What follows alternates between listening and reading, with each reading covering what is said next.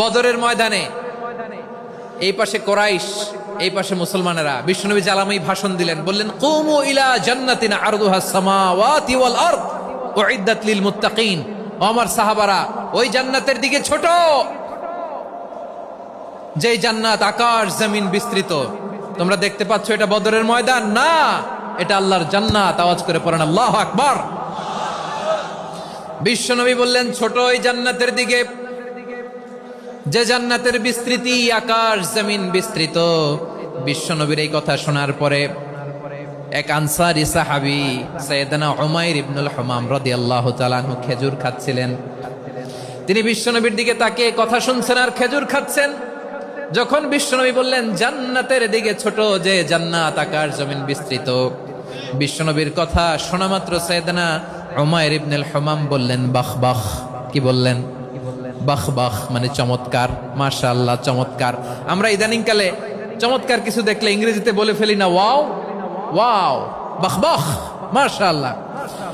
বিশ্বনবী বললেন মা ইয়াহমিলুকা আলা কওলিকা বাহ বাহ ইয়া উমাইর। ও উমাইর, আমার এই কথা শুনে তুমি কেন বললা বাহ বাহ, চমৎকার চমৎকার কেন বললা? সাইয়েদনা উমাইর ইবনে হুমাম রাদিয়াল্লাহু তাআলা আনহু বললেন ইয়া রাসূলুল্লাহ, আপনার এই কথা শুনে আমি বড্ড খুশি হয়েছি, আর আমি প্রত্যাশা করছি আমি যদি ওই জান্নাতের মালিক হতে পারি তাহলে কতই না ভালো হতো। সুবহানাল্লাহ বলেন। বিশ্বনবী বললেন ছোট ওই জান্নাতের দিকে, যে জান্নাত আকাশ জমিন বিস্তৃত।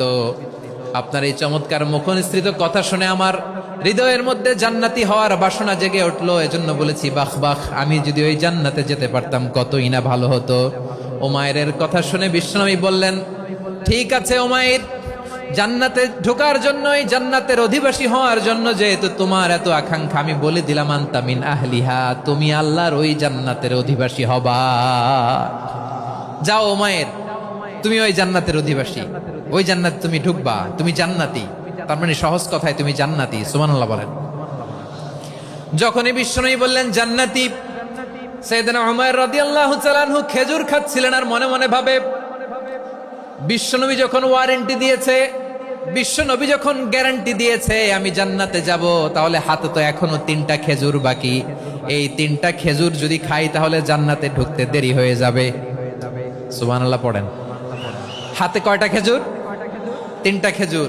বিশ্বনবী বললেন উমাইর আনতা মিন আহলিহা, তুমি ওই জান্নাতের অধিবাসী, তুমি জান্নাতি। উমাইর চিন্তা করলেন আমি জান্নাতি, নবীর মুখ দিয়ে যখন বেরোইছে ওই জান্নাতে তো আমার ঢুকতেই হবে, কিন্তু হাতে 3টা খেজুর খেয়ে যদি জিহাদের ময়দানে যাই তাহলে জান্নাতে যেতে তো দেরি হয়ে যাবে। এই চিন্তা আসা মাত্রই খেজুর 3টাকে তিনি ছুঁড়ে মারলেন, তলোয়ার বের করে আল্লাহু আকবার বলে বদরের ময়দানে ঝাঁপিয়ে পড়লেন। আল্লাহর শত্রুদেরকে কচুকাটা করে এক পর্যায়ে শাহাদাতের সুধা পেয়ে নিজেও জান্নাতি হয়ে গেলেন। পড়েন সুবহানাল্লাহ। আমরা দুনিয়ার বুকে আমরা হয়েছি দুনিয়ার পাগল, ক্ষমতার পাগল, সম্পদের পাগল, খ্যাতির পাগল। বিশ্বনবী তার সাহাবাদেরকে বানিয়েছিলেন জান্নাতের পাগল। পড়েন সুবহানাল্লাহ। ওই জান্নাতে আমরা যেতে চাই কি চাই না? একা না সবাই মিলে? একা না সবাই?